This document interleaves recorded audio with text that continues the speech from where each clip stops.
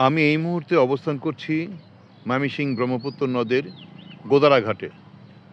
এই গোদারা ঘাটে যখন আমি আসলাম, হঠাৎই একজনের সাথে আমার দেখা হয়ে গেল। উনি 1971 সালে মুক্তিযুদ্ধে অংশগ্রহণ করে দেশকে স্বাধীন করেছে, লাল সবুজে পতাকা এনে দিয়েছে আমাদের মাঝে। কথা বলছি ওনার সাথে। কেমন আছেন আপনি? ভালো। আমি আপনার কাছে পরিচয়টা জানতে চাচ্ছিলাম। আমি বীর মুক্তিযোদ্ধা আরশুজ্জামান খান। আমার অরিজিনাল বাড়ি নেত্রকোনা জেলা মদন উপজেলায়।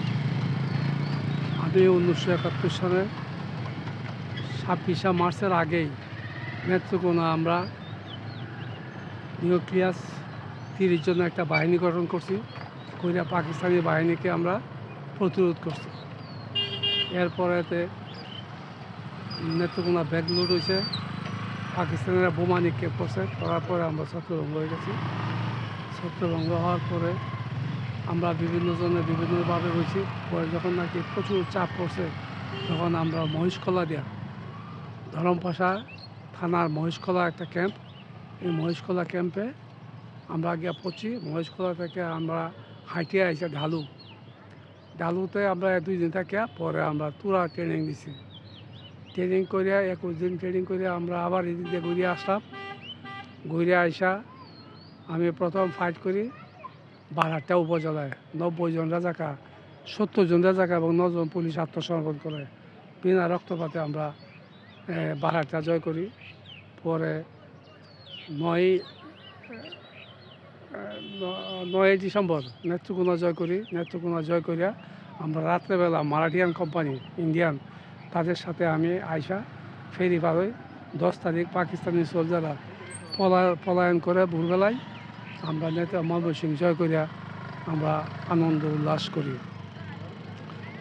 আচ্ছা, আমি একটু কথা বলতে চাচ্ছি যে যখন আপনারা ফেরি পার হচ্ছেন, তার আগে তো আমি যতটুকু জানি যে পিছনে আমরা দেখাচ্ছি যে ওই যে দূরে, অদূর দূরে আমাদের সৌম্যগঞ্জের ব্রিজ, যেটা ট্রেন যোগাযোগ ছিল, সেটা তো তার মনে হয় দেশটা করে দিয়েছিল। আচ্ছা, হ্যাঁ, ডিস্ট্রয় করে দিয়েছে, যার পরিপ্রেক্ষিতে যোগাযোগ বিচ্ছিন্ন ছিল, তাই তো?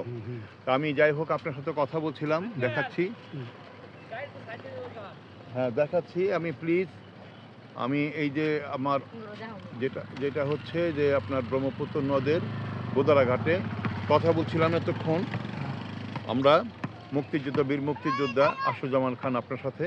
ভালো থাকুন, সুস্থ থাকুন।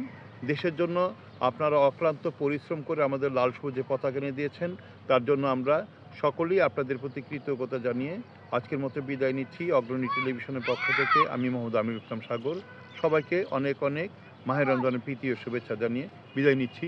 আল্লাহ হাফেজ। আপনাকেও অসংখ্য ধন্যবাদ। ধন্যবাদ।